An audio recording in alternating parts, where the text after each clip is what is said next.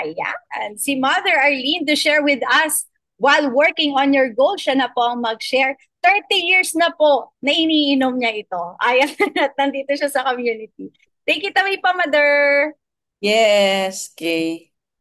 Mag-share na po ako. So, perfect morning and maraming salamat sa, of course, always grateful sa VNC team uh, and sa mga nandito sa community and at the same time po, Happy Father's Day sa lahat ng mga tatay. Um, Unang-una po, when we wake up, please remember this. Every day is a life of celebration. Okay, and just declare ako, I always declare, Lord, maraming salamat for my supernatural blessings and miracles that await me today. I-claim mo na. Wala kang ibang isiping problema, etc. Bahala na si Lord dyan lahat. And that one really helped me. And it sometimes amazes me how God arranges everything every single day na maging maayos, maging fruitful, at maging blessed. Okay, so happy Father's Day. Alam ko all the fathers feel very special today. And sa mga spouses nila, magkarag-karag ngayon to make their husbands feel special. But you know what? Bakit once a year lang yan na pakiramdam? Like what I always say, Happy Father's Day every day, Happy Mother's Day every day, happy birthday every day, happy anniversary, lahat ng happy celebration. Dapat every day po yan, ha? Okay, and I can promise you, everything will change in your life. It doesn't need to have a special day na i-recall, remind you. Basta every day, remind yourself when you wake up, it's a life of celebration. Lahat tayo pagising may mga concerns. It doesn't matter, andyan si Lord. Bigger than lahat ng problems, who created the heavens and the earth. Kaya siya lahat yan mag-aayos. Okay po, so again, I'm a mom of four and 30 years na pong gumagamit ng products. And at the same time po, I, I, dito po ako. Kasi ito muna. To live a great life is to serve the many. That is the life I live today. And how did I do that? I used a vehicle called Herbalife. And dito ko nakita na, kasi nung una hindi naman talaga ako interested sa negosyo. Background ko, I'm a CPA. I finished my master's kasi galing din ako sa pamilyang humble beginnings.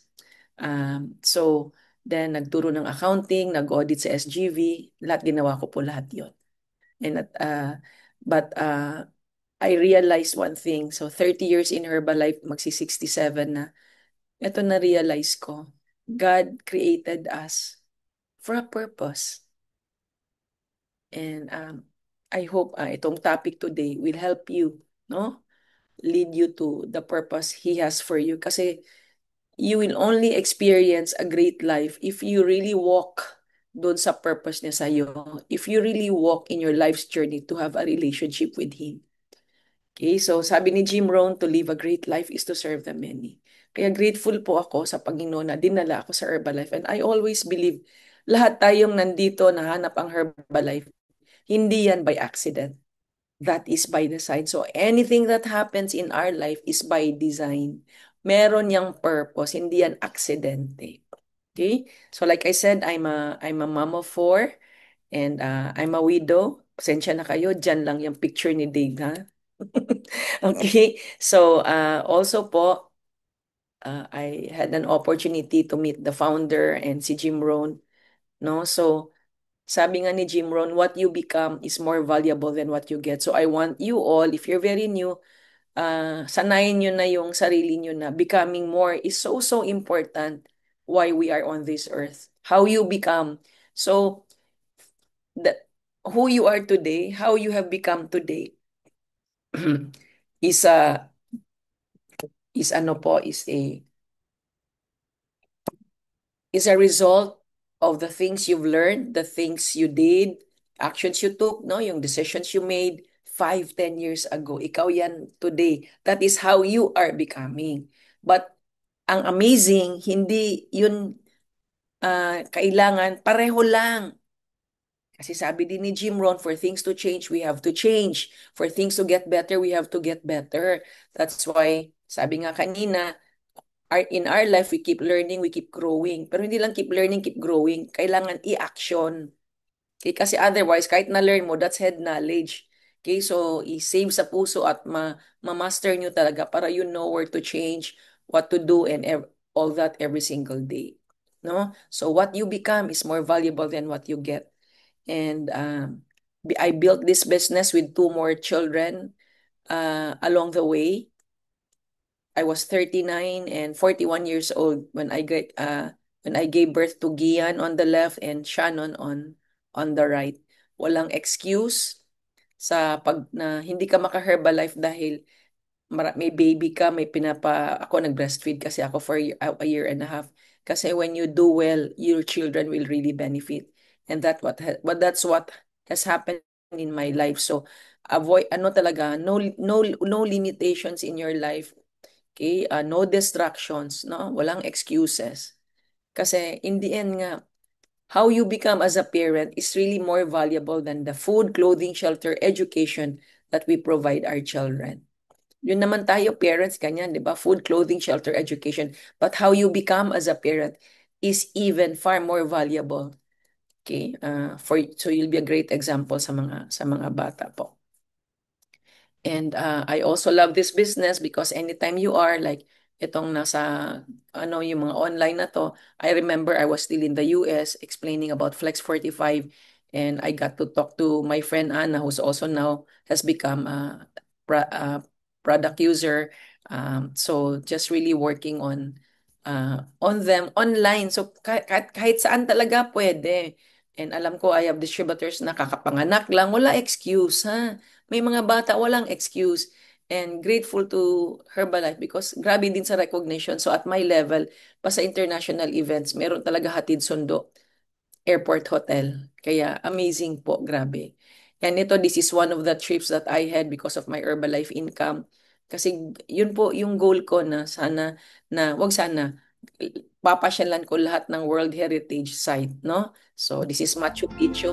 Just very briefly lang po to, ha? Yan.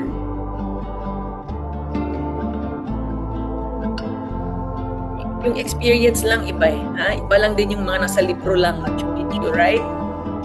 Sure, so he's my daughter's friend and partner. Okay, so ayan po. Ikaw po. Alam mo yung energy that you get climbing this high, grabe, sobrang grateful talaga ako sa Panginoon for that. Okay. Then, the opportunity na you can pay it forward, giving back to your community, sa church namin, sa SOS Children's Village, which is also one of the reasons what attracted me to Herbalife when in my first extravaganza, nalaman ko, meron palang Herbalife Nutrition Foundation and they support orphanages. So ginawa ko na rin yan, tinuloy-tuloy ko na on my own. And itong nasa kanan is a mission school for 60% of the students are AITAs and they go to school for free po, no? Sa Guimaras, Iloilo. And I have many more, yung mga scholars and iba pa na supporting them with allowances, yung mga gamit sa school. So, depende po kung anong sinasabi ni Lord sa akin. So, I'm in this place right now kasi tomorrow excited ako sa VNC team who are going to enjoy this place. And I just thank the Lord dahil lahat ito Herbalife. And hindi lang ako ang nag-i-enjoy, you get other people to enjoy din po. No? So, this couple of days, may mga leadership days din po ako. Okay. So, anyway, 7 pillars of good health. So, yan ang amazing buhay ni Mother. 30 years, no? So, ito po, 7 pillars that I also learned with the doctors and scientists ng Herbalife. Okay, physical activities. Okay, your body nga daw is your important piece of gym equipment. Hindi mo kailangan mag-enroll sa gym. Okay. So, water. Kaya ako sa bahay may mga weights na po din ako. Alright. So, tubig, 12 glasses po talaga. Okay. Pag busy, mag-alarm ka every hour para you get to drink. Rest, which is really I'm working on kasi yan po ang kulang ko parati dahil sa marami kong gustong gawin for Herbalife para sa mga tao para sila din maging successful. Then emotional, mental health, spiritual growth is so, so important. Kahit kumpleto ka sa sustansya, sa exercise, but if you are emotionally, mentally weak because wala kang spiritual growth, wala, affected din ang health po, no? Your immune system lalo na. That's why my Sunday sharing is all about that. Ito, I never planned. It's the Lord who planned. Kaya ngayon alam ko na bakit niya ako dinala sa Herbalife. Okay. So, then, yung binanggit ni Tina, community, no? So, ano we are the average of the 5 people we are with every single day. So, you look at, if it's your first time, and by the way, sa mga bago, welcome po. Yung community is so, so important. And tayo pong mga distributors, we work on building a community. Kaya ako, I want to encourage everyone to build or to do nutrition club. Kasi iba po, may nutrition club. No, you'll have a community. Okay? Hindi man kailangan hundreds. Kung ano yung available sa time na pwede mo siyang gawin. And you all are learning and growing together. Then mental activity. Kasi sa Herbalife, grabe, talagang walang stop sa pag-aaral. So ito po, una disclaimer po ha, kasi I'll be sharing some Bible verses.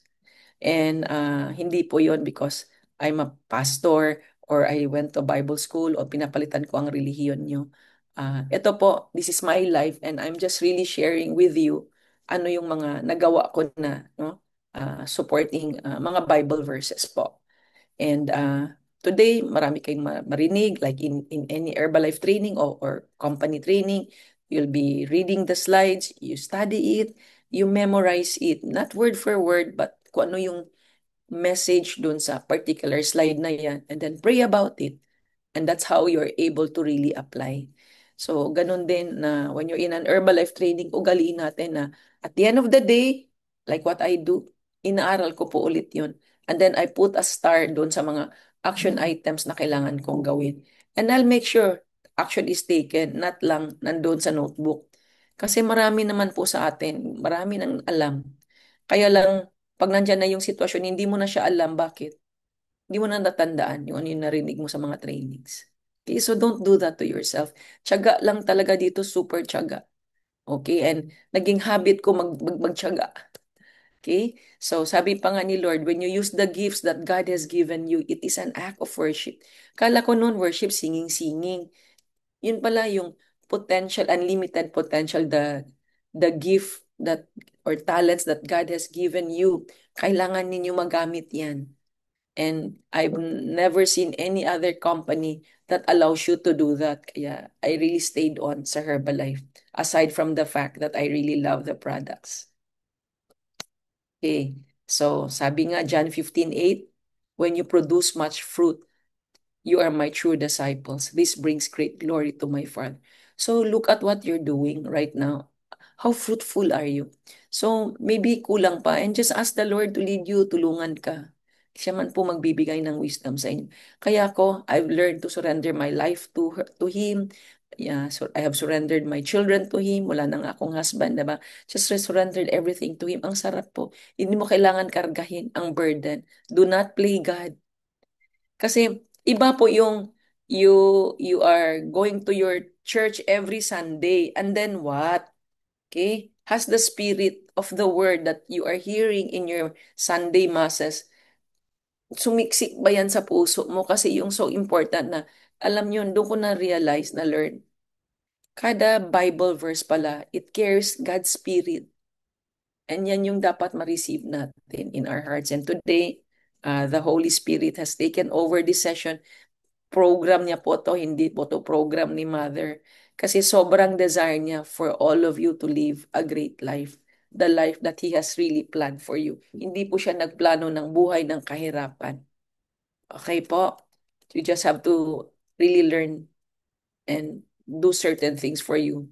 Okay? So, eto po yon. While working on your goals, God is working on you. I want you to please remember that. While you're working on your goals, God is working on you. Okay? So, these are some materials that I got from Pastor Rick Warren. Rick Warren is the best-selling author of the book Purpose Driven Life. Kung hindi nyo pa po nabasa yun, I wanna encourage you. Meron naman siyang mga audio niyan, no? Kasi depende yan sa learning style mo, kung basa ba, pakikinggan ba, or video ba. So, kayo po ang mamimili kasi iba, we're all wired differently. Okay?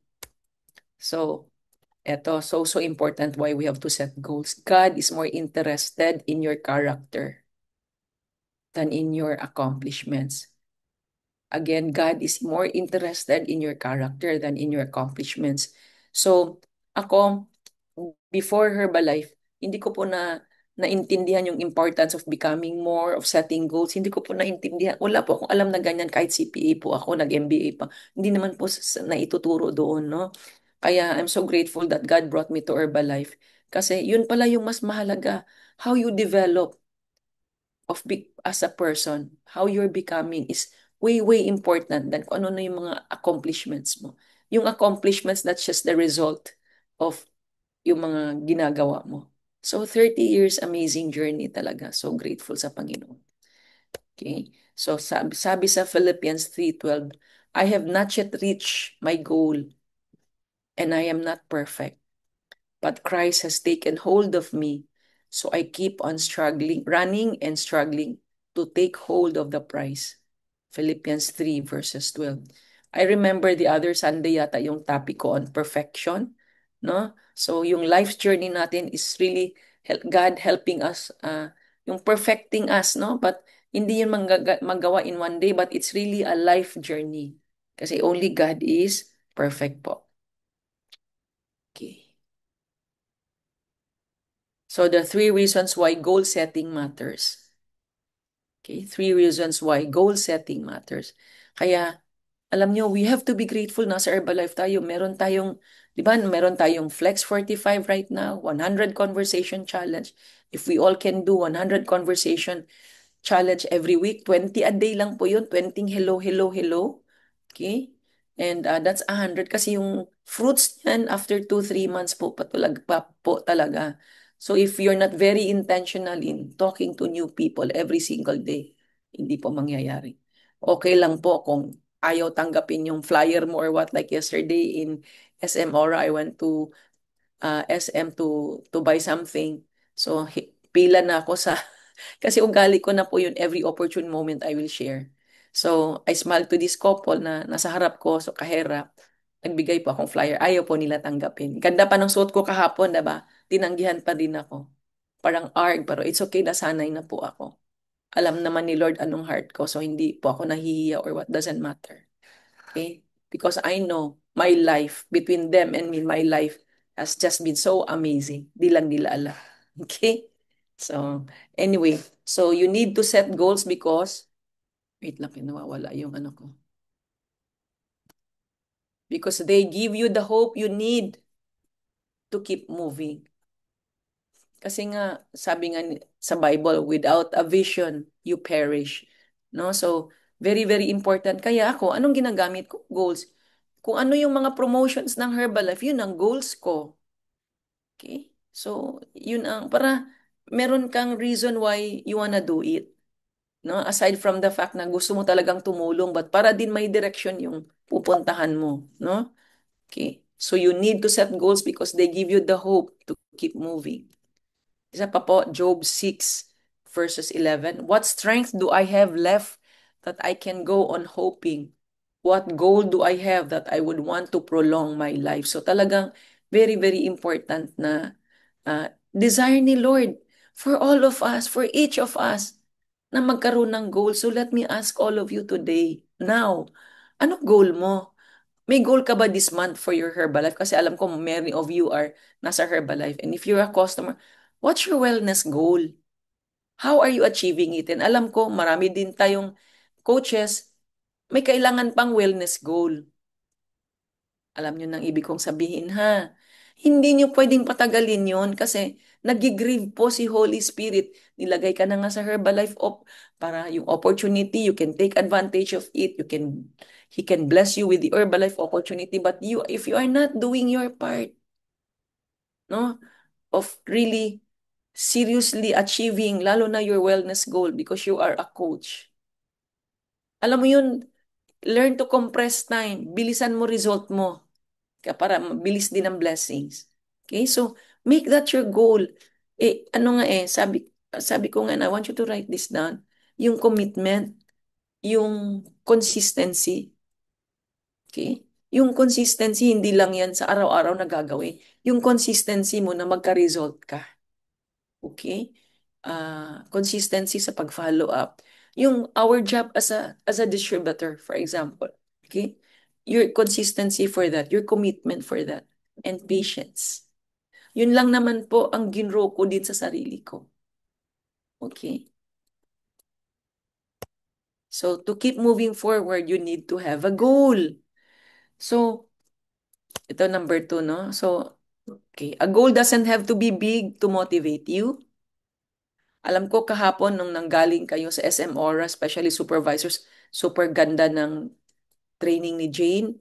Okay? Don't let it just inspire you, motivate you. It should be so strong enough that it will cause you to really do something and make refinements in what you are doing. Seryoso ka ba talaga? Kung si Jane nga, dati nagtotong it's, naalala ko yan nung first time ko yan sinamahan sa grand opening dun sa clubhouse ng subdivision nila sa Cavite. Nakaduster po yan. Okay? So, a goal doesn't have to be big to be important. Just have a goal. It just has to encourage you to carry on. At meron kang direction araw-araw pagising mo, bakit ka ba gumigising?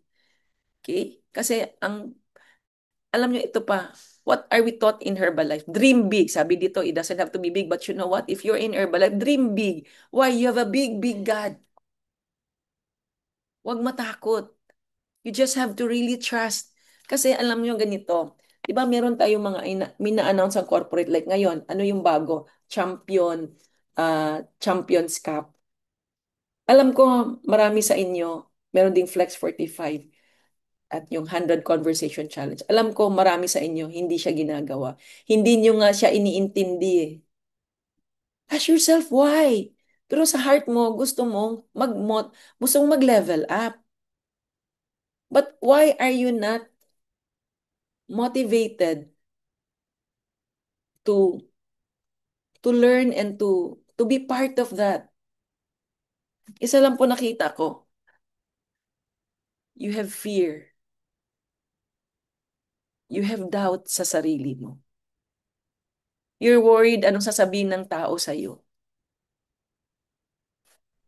Okay? So, that's why kaya, alam mo, amazing din si Lord, timing din tong topic niya sa goal setting, no? Kasi ang daming mga challenges meron si corporate, no? Just trusting Him. Believe Him. Kasi, how can you lean on Him? As every Sunday nagsisimba ka naman, nagbabasa ka naman ng Bible, may Bible group ka. Pero bakit hindi ka mag-set ng goals at gawin siya? Why? That one I really wanna challenge all of you. Today is the last day, which is June 15, is the last day to be part of that uh championship cha- champion Champions Cup. Nahihilo na ako. Ha? Kaya kung nung nalaman ko pa lang, nagsasalita pa lang yung tao, nag-ano na ako, nag-recruit na ako ng sinong piliin ko, and I just really prayed sinong isama ko sa group ko. So, halo-halo. Kasi I know there are some teams na kulang pa ng isa, dalawa. Okay, you do this. Iba, dapat you have to be willing to get out of your comfort zone. Okay? Kasi anong mangyayari? Ito yung kasing magiging benefit. Isipin mo yung benefit, wag mong isipin yung kaya ko ba to. Kakayanin mo yan. Ano magiging benefit when you go for the promotions? Okay? It will mold your character. Okay? Yung mental toughness mo as an entrepreneur. Remember, you are here as an entrepreneur. Hindi mo hobby si Herbalife. Okay? Hindi mo hobby si Herbalife. Binigay ni Lord sa iyo yan for a reason. Kaya i-value nyo. Motivated na motivate kayo every time you go to a training sa mga nagle-level up, sa mga anong mga na-receive nila, etc. But you look at the person they have become. Are you willing to be that? Kasi pag nakita ni Lord, ready ang puso mo, ready ka to look after customers, distributors in your organization. If you're willing to grow and do that, nako, hindi ka mamomblema ng customer, hindi ka mamomblema ng distributors na ibibigay niya sa iyo sa organization. Hindi ka rin mamomblema na humihinto ang customer. Tuloy-tuloy po silang umiinom. Okay, so think about that. Kasi kung tamad ka din mag-follow up, hindi ka nabibigyan ni Lord ng panibagong customer. Okay? If lahat iaasa mo sa ibang tao, hindi niya ibibigay sa iyo yan. Okay? So, ang purpose niya, pag once na-achieve mo yung goal, it's to glorify Him. Alam niyo, dito ko natutunan na, kasi ako, I've really learned to surrender my life to Him. Kaya, ang ano ko po sa inyo, just surrender your life to Him. Surrender your life to Him. Surrender mo yung goals mo. Surrender mo yung araw-araw na ginagawa mo. Surrender mo anak mo, asawa mo, pamilya mo. Surrender mo lahat sa Kanya. Kasi once you do that, you start to hear from Him. You start to hear kung ano wisdom ibibigay niya. So, wisdom ang kailangan po natin every single day. Okay? Wala pong magaling kung walang Panginoon. Okay? So, you need to set goals because it builds your character, right? Okay, so next po. The greatest benefit to your life will not be your accomplishments, but rather what happens inside you while you're moving toward your goal. Like what I said yesterday, ito yung goal, ito yung promotion, ito ako. It's that journey that is very, very important. That is the one molding you. Okay? So, so bakit hindi mo gagawin? And sabi ko nga, how you become as a parent is more valuable than the food, clothing, shelter, education that you provide for them. Kasi maging great example ka sa mga anak mo, maging great example ka sa organization mo. Okay? So, God is more interested in your character than He is in your accomplishments. While you're working on your goal, God is working on you. He's building your character. And that's what's going to last for eternity. Yun yung talaga very, very valuable. Okay? Alam nyo ano like itong beach house that I'm enjoying. I was a get team when I paid 100,000 pesos na naipon ko sa kinita ko sa Herbalife for a down payment for the lupa pa lang. And then, yung every single month at that time, 25,000, sabi ko, kaya ko yan. Alam mo yun, so nagkaroon ako ng goal. Hindi ko po expect ang asawa kong ibibilhin na to. Why? Hindi siya mahilig sa beach. Ako lang ang mahilig. Kahit we can afford to even buy this property, he will never do it for me. So I did it because yun yung nasa heart ko. Gusto ko talaga ng beach house. Okay? So, Philippians 3 verses 12, I keep on running and struggling to take hold of the prize. Okay? So, again, alisin ng fear. You have to be bold, courageous. Alam mo, these are all big words. But you cannot do it if you don't have God. So set a goal. Sabi mo, Lord, i-offer ko sa iyo itong promotion at kagaya niyan, vacation. Iba sa inyo sumurrender na. Hanggang August pa. Sabi ko sa inyo, expect supernatural blessings and miracles every day. When you say supernatural, wala siyang logic, hindi siya nag-a-add up. Basta lumabas na lang yan. Okay? Kasi pag naging consistent ka sa araw-araw, automatic, nakakwalify mo lahat ng Herbalife promotions. Hindi ka mai-stress. Okay? Alam mo yun, you'll reach, sabi ko nga kahapon sa mga nakausap ko doon sa backstage, you will reach a level where you're going to do Herbalife out of joy, not out of necessity. Because many of you right now, you're doing Herbalife out of necessity. Kailangan eh. But you will reach a level where you're going to do Herbalife out of joy, not out of necessity. Okay? It takes energy, effort, and focus, ayan ha, to reach your goal. And the result is that you become more like Christ. So talagang hindi tayo din kinreate na talunan, kahirapan. Hindi po yan ang plano ni Lord. Okay? So number 3, you need to set goals. Oops, sandali ba yan? You need to set goals because good goals will be rewarded. Yes, experience ko yan. Okay? Kagaya kahapon, yung maleta, yung kahapon ng mga binigay. Kaya ko naman bilhin yun sa kinikita ko sa Herbalife. Pero kaya like I was telling you, kaya ko sinet yung goal because I'm a leader, I want to lead by example. Hindi ko, I really, when I decided, it's really very uncomfortable for me because I was still in the States. Alam mo yun, when you have a goal kasi, you are forced to get out of your comfort zone. When you get out of your comfort zone, when Anthony Robbins says you step into your greatness, doon mo na di-discover, ay, oo nga, no, may ganito pala akong kakayanan. Oo nga, no, kaya ko pala. Paano mo malaman kung kaya mo kung di mo susubukan? But do not say, I'll try it. Try is a lie. Okay? Say, subukan ko. No, huwag mo subukan. Gawin mo. You do whatever. Kailangan attitude mo every single day is you do whatever it takes to make it work. When I opened my nutrition club with Cecil 19 years ago, I didn't say subukan ko nga. Nako, nutrition club 19 years ako, 165,000 nutrition clubs in 95 countries. Ang tanong, pag mag-decide ang ano diyan, mag-decide ka, alam mo yun, you do whatever it takes eh. Kaya talagang kailangan mabago talaga muna mindset natin ha, puso natin.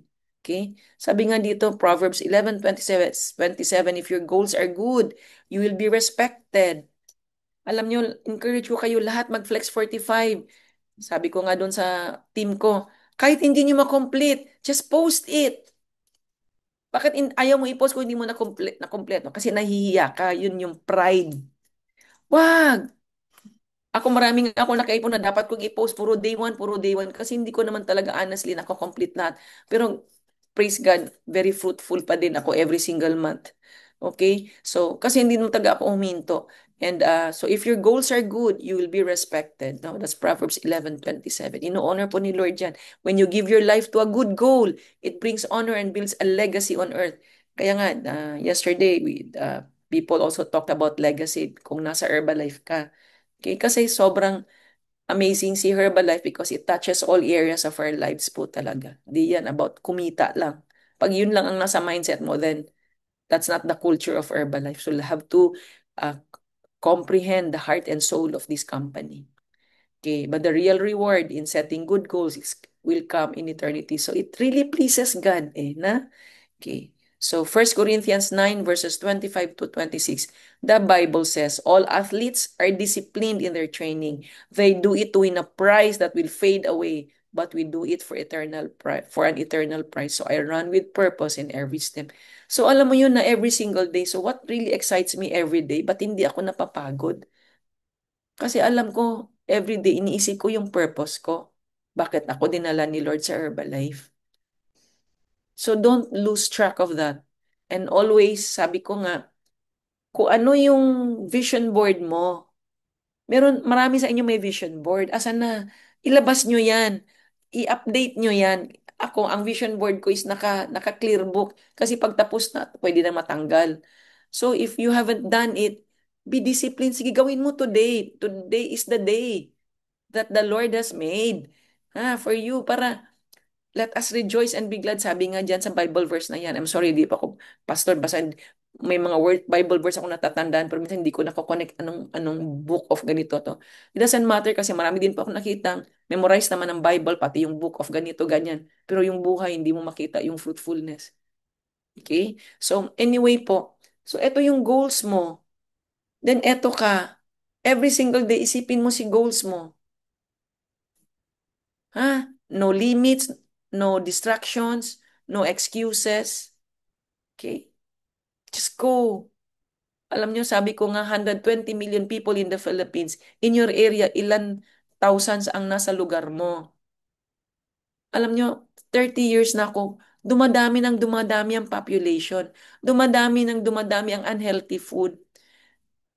Okay, so mas maraming tao ngayon nangangailangan sa product and the opportunity. So, eto, binigay ni Lord sa atin. And ito ikaw, pray ng pray na yung sa financial provision. Eto na nga, binigay na ni Lord. Trabahuin mo na lang. Okay? So, wag niyo pong sayangin.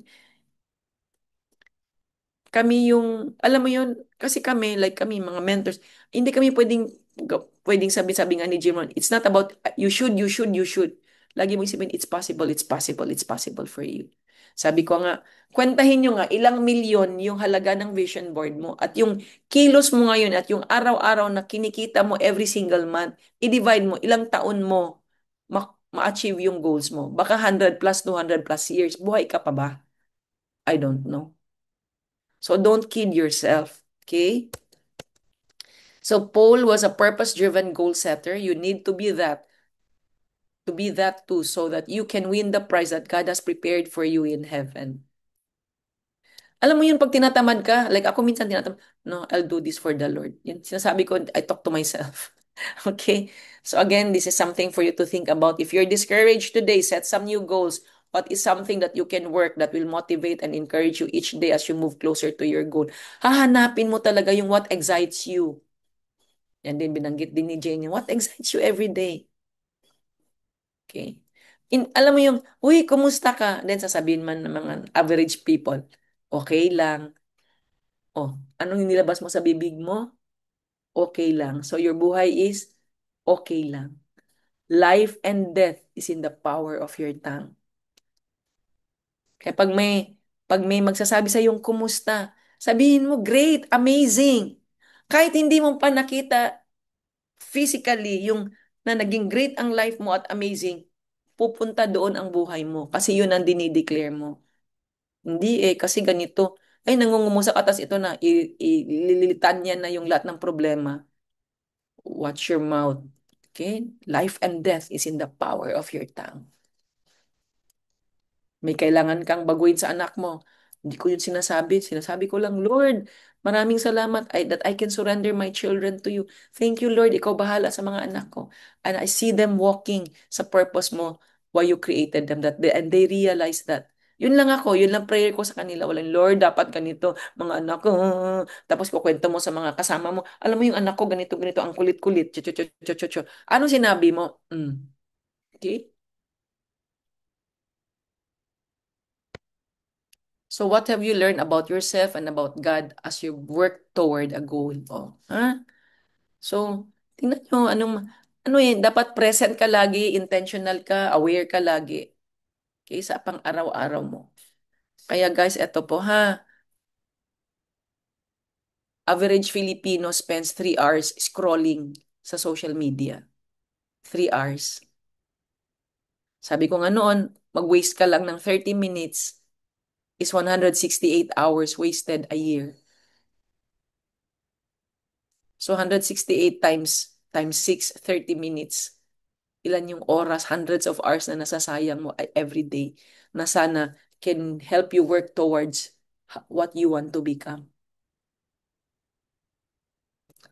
Even yung dahilan na wala kang time, busy ka, the question is, gusto mo ba habang buhay wala kang time, busy ka lagi? Gusto mo ba yung ganong buhay? O gusto mo na hawak mo oras mo? Okay. So how do you want God to work in your life? Yan, ano po, please make today be parang i-meditate nyo, pag-pray nyo mga something for you to really think about. Hindi yung nakinig kay mother, okay na, goodbye na, tapos na. Balik na naman ako sa dati ko, di walang pagbabago. Okay. In what ways do your goals reflect what you hope God will do and what you expect Him to do in and through you? Kaya huwag matakot mag-set ng goals. Kaya nga, I wrote here nga, ito yung mga sinabi niya sa akin kanina. Pag nagsiset ka ng goals, okay, it means you are trusting Him, you have so much faith in Him, you believe in Him. Marami kasi sa atin bibig lang, I believe in God. You believe in God, sige nga, mag-set ka ng goals. Are you believing, are you trusting Him that He will give you wisdom? Kasi the moment you set a goal, okay, so think big nga tayo, diba? Do not entertain what the enemy is going to tell. Hindi mo yan kaya. Wala kang oras, busy ka, mahirap ka lang, hindi yan para sa'yo. Chu, chu, chu, chu, chu, chu. Wala kang natapos, whatever it is, whatever excuses. Marami kang anak, wala kang oras. Marami yan. Because the enemy is there to kill, steal, and destroy your life. So never, never allow him to take hold of your life. Kaya pag meron kang, kaya nga, every morning, it helps me so much acknowledge ko presence ni Holy Spirit, no? Because I have accepted Jesus as my Lord and Savior for years. Kaya alam ko, ina-acknowledge ko presence niya morning and evening, yung mga angels around me, ganyan ako. Even kahapon, ugali ko na po yung pagpasok ko lang sa conference room, I apply the blood of Jesus sa room na to, blood of Jesus sa bawat taong nakaupo na Lord, they will receive the right message, tatouch ang puso nila, and it will cause them to take action, all to glorify you. Yun lang like kong prayer. And even ngayon, it's the Holy Spirit, it's not me. Siya po, gamit lang niya bibig ko. Okay? So, tandaan nyo ha. So, every day, anong goal mo? Ano yung, kunyari, eto na yung company promotions, challenge, 100 Conversation Challenge, Champion Cups, Champions, and Flex 45. Okay, so ano yung goal mo weekly, daily for that? And hayaan mo na yung mga negative lahat. Wala, kasi hindi mo kayang kontrolin yon. Ang kaya mong kontrolin yung sino yung kakausapin mo araw-araw, yun lang yun. Kaya ako, you want to become successful, to become more, natuto po ako, hindi magdrama. Wala na po drama, ha? Kaya bawasan niyo na yung panood niyo ng Netflix kung alisin yun. Alam mo, it's, ako minsan, naanom ko yun eh, kasi minsan naririnig ko yung, ang bahay, walang naririnig kundi puro TV. My God. Okay? Imbis na magbasa. Sorry ha, kasi kaya dito sa akin ay buti na lang talaga nung maliit ako hindi ako sanay manood ng TV. So anyway po, ito din po, God created you to dream. Oh, God created you to dream.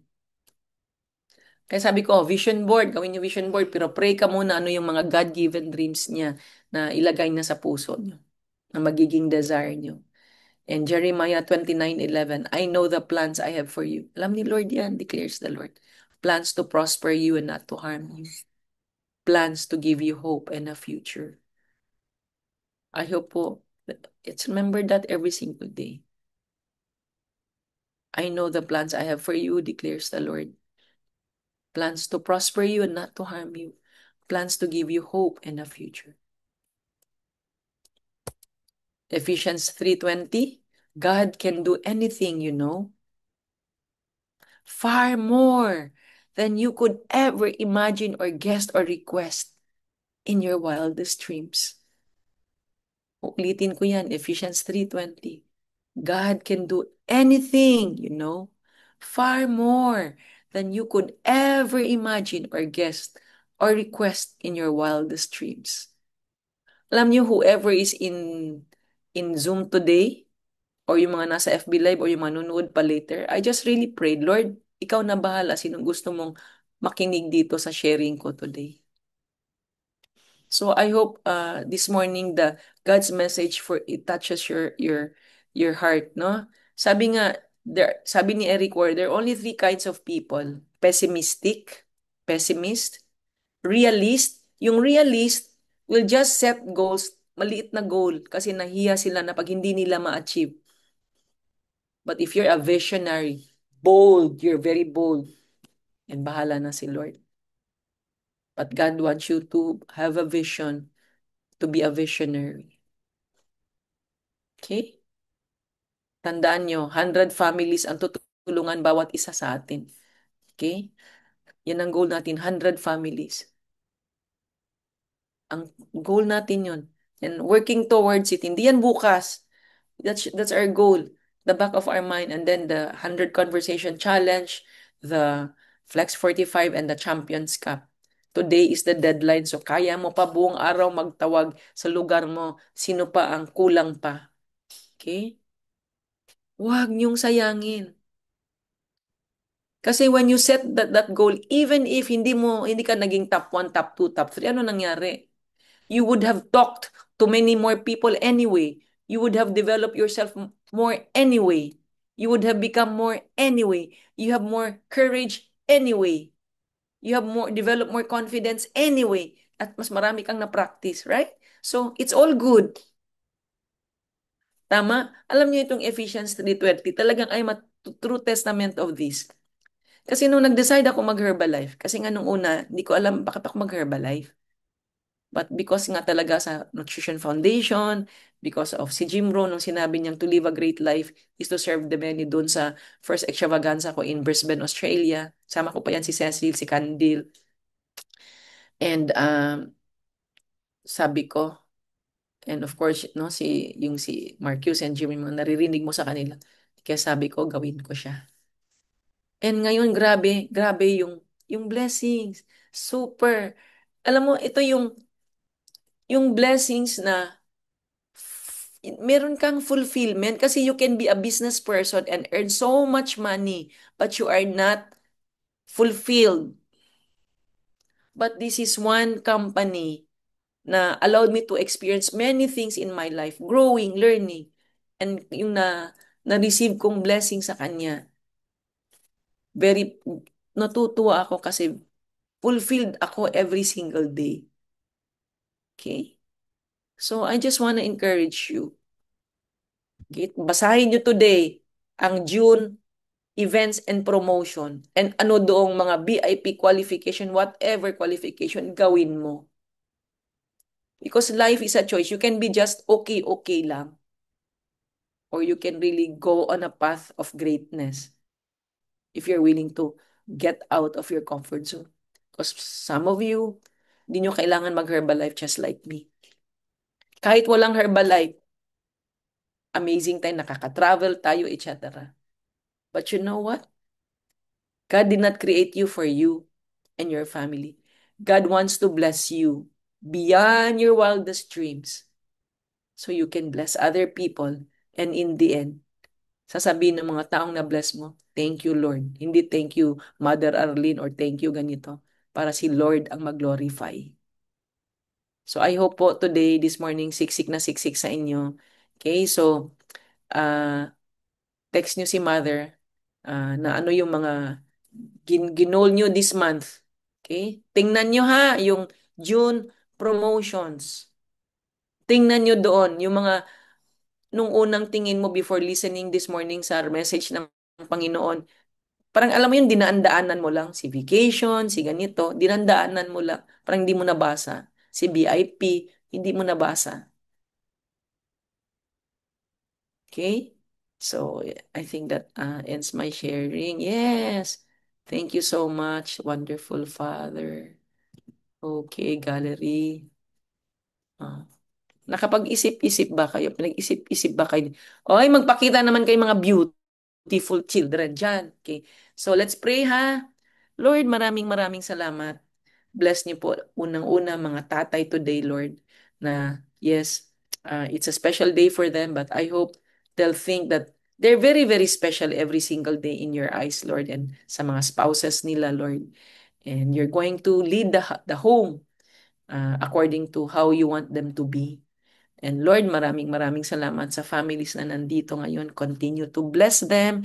Continue to lead them, O Lord, na itong topic about goal setting just sinks in their heart. Finally, finally, finally.